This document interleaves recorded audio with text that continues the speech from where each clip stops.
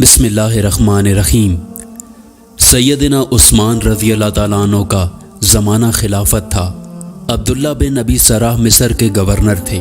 شمالی افریقہ پر ایک رومی گریگوری کی حکومت تھی، جس کی بیٹی فلپانا بڑی دلیر لڑکی تھی اور جنگ میں مردوں کے دوش بدوش داد شجاعت دیا کرتی تھی۔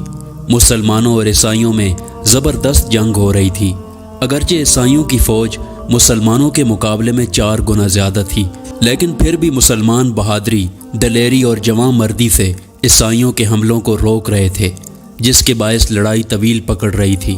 جب مدت تک لڑائی کا کوئی فیصلہ نہ ہوا تو گریگوری نے اعلان کیا کہ جو رومن سپاہی مسلمانوں کے سپہ سالار ابن ابی سراح کا سر کاٹ کر لائے گا، مقررہ انعام و اکرام کے علاوہ وہ اپنی بیٹی فلپانا بھی اس کے نکاح میں دے گا۔ دوسری طرف ابن ابی سراح نے دربار خلافت سے امداد طلب کی اور سیدنا عثمان رضی اللہ تعالیٰ عنہ نے عبداللہ بن زبیر رضی اللہ تعالیٰ عنہ کو ایک فوج دے کر مسلمانوں کی امداد کے لیے روانہ کیا۔ فلپانا جیسی حسین، خوبصورت اور بہادر لڑکی کو حاصل کرنے کو کون خواہش مند نہ تھا۔ عیسائی جوانوں میں اس خوشخبری سے ایک نیا ولولہ اور جوش پیدا ہو گیا اور ان کی ہر ممکن کوشش تھی کہ جس طرح بھی بن پڑے ابن ابی سراح تک پہنچ جائیں۔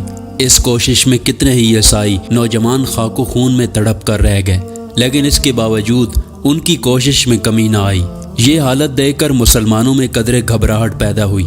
آخر فوج کے چیدہ افسروں نے بیٹھ کر یہی فیصلہ کیا کہ ابن ابی سراح میدان جنگ میں نہ جائیں، تاکہ کہیں ایسا نہ ہو کہ ان کو کوئی تکلیف پہنچے۔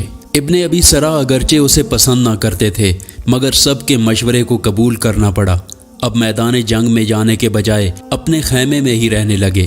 اسی دوران عبداللہ بن زبیر رضی اللہ تعالیٰ عنہ بھی کمک لے کر پہنچ گئے، مگر انہیں یہ دیکھ کر بہت تعجب ہوا کہ مسلمان تو لڑ رہے ہیں مگر سردار خیمے میں آرام کر رہا ہے۔ سیدنا عبداللہ بن زبیر رضی اللہ تعالیٰ عنہ سیدھے ابن ابی سراح کے خیمے میں گئے اور کہا کہ ایک بہادر سپہ سالار کے شایان شان نہیں کہ وہ خود تو آرام سے بیٹھا رہے اور دوسرے مسلمان میدان جنگ میں لڑے۔ آپ نے ان سے پوچھا کہ کیا آپ کو شہادت کی موت پسند نہیں؟ ابن ابی سراح نے جواب میں تمام واقعہ سنایا اور کہا کہ سب دوستوں کے مشورے سے مجبوراً میں نے ایسا کیا ہے۔ عبداللہ بن زبیر رضی اللہ تعالیٰ عنہ نے مسکرا کر کہا کہ آپ بھی اعلان کر دیتے کہ جو گریگوری کا سر کاٹ کر لائے گا، گریگوری کی بیٹی اس کے ساتھ بیاہ دی جائے گی۔ چنانچہ یہ اعلان کر دیا گیا۔ کمک آ جانے سے جنگ نے شدت اختیار کر لی تھی۔ نصف دن تک پورا میدان لاشوں سے اٹ گیا تھا۔ مسلمانوں میں عبداللہ بن زبیر رضی اللہ تعالیٰ عنہ کے حملے بہت ہی خوفناک تھے۔ وہ بجلی کی سی تیزی کے ساتھ دشمن کے قلب میں گھس جاتے اور منٹوں میں صفوں کی صفیں صاف کراتے۔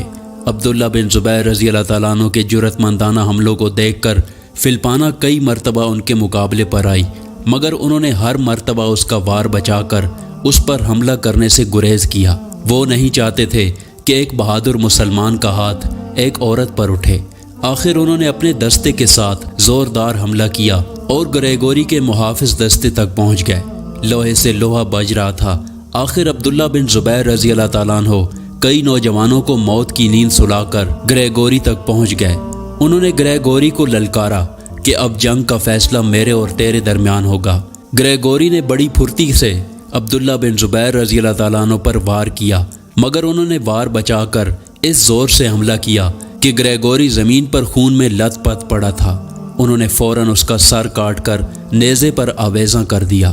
اپنے بادشاہ کے سر کو نیزے پر لٹکتا دیکھ کر عیسائیوں کے حوصلے پست ہو گئے اور میدان چھوڑ کر بھاگ نکلے۔ مسلمانوں نے دور تک ان کا تعاقب کیا اور بہت سے عیسائیوں کو پکڑ لیا۔ ان گرفتار شدگان میں گریگوری کی بیٹی فلپانا بھی تھی۔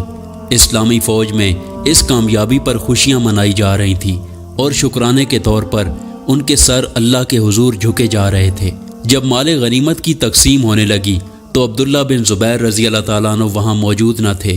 ابن ابی سراح نے انہیں بلایا اور فرمایا کہ اعلان کے مطابق فلپانا تمہاری ہے، لیکن انہوں نے یہ کہہ کر انکار کر دیا کہ میں نے جس پاکیزہ جذبے کے تحت جہاد کیا، میں اسے کوئی انعام لے کر آلودہ نہیں کرنا چاہتا۔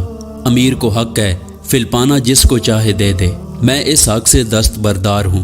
میدان جنگ میں فلپانا بھی عبداللہ بن زبیر رضی اللہ تعالیٰ عنہ کی جرأت اور بہادری کو دیکھ چکی تھی اور یہ بھی دیکھ چکی تھی کہ وہ خود کئی بار ان کی تلوار کی زد میں آئی، مگر انہوں نے اس پر حملہ کرنے سے گریز کیا تھا، اور جب اس نے حملہ کیا تو اس کے وار کو بچا کر کبھی جوابی حملہ نہ کیا۔ وہ سیدنا عبداللہ بن زبیر رضی اللہ تعالیٰ عنہ کی شجاعت اور شرافت سے اس قدر متاثر ہو چکی تھی کہ اس نے کہہ دیا کہ عبداللہ بن زبیر رضی اللہ تعالیٰ عنہ کے سوا کسی کو حق نہیں کہ میری طرف آنکھ اٹھا کر بھی دیکھے۔ میں خوشی سے اسلام اور اس کی غلامی قبول کرتی ہوں۔ اس قسم کی مزید ویڈیو دیکھنے کے لیے ہمارے چینل کو سبسکرائب کریں۔ شکریہ۔